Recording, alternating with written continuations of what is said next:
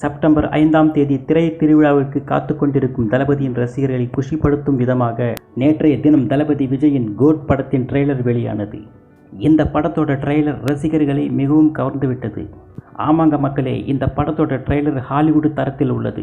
இப்படத்தில் உள்ள அனைத்து முக்கிய நடிகர் நடிகைகளையும் இந்த ட்ரெய்லரில் காமிச்சிருக்காங்க.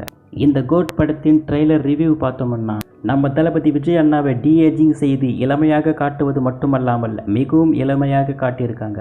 அதாவது 17 அல்லது 18 வயது வாலிபன் போலவும் காட்டியிருக்காங்க. படத்தில் நிறைய ஆக்ஷன் காட்சிகள் இருப்பது போல தெரிகிறது.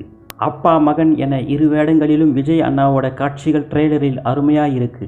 இளமையான விஜய்க்காக டீஏஜிங் செய்யப்பட்டது போல அல்லாமல் ஒரு ரியாலிட்டியை கொடுத்துருக்காங்க.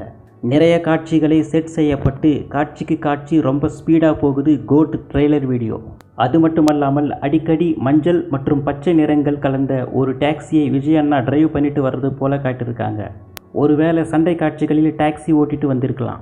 விஜய் அவர்கள் எப்பவும் போல ரொமான்டிக் கலந்த ஆக்ஷன் ஹீரோவா இப்படத்தில் இருப்பார் என தெரிகிறது.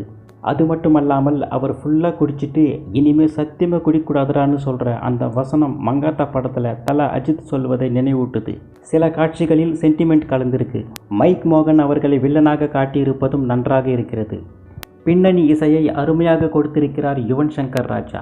எனக்கு தெரிஞ்சு விஜய் அவர்கள் இந்த படத்தில் உளவுத்துறை ஆஃபீஸராக நடிச்சிருக்கலாம். ஆக மொத்தம் இந்த கோட் படத்தின் ட்ரெய்லர் ரொம்ப விறுவிறுப்பாக நகருது.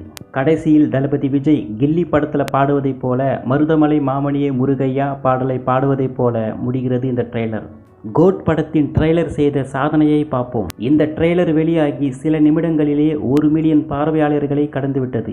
இதுவரை, அதாவது ஞாயிற்றுக்கிழமையான இன்று காலை வரை 20 மில்லியன் பார்வையாளர்களை கடந்து மிகப்பெரிய சாதனை படைத்துள்ளது குறிப்பிடத்தக்கது.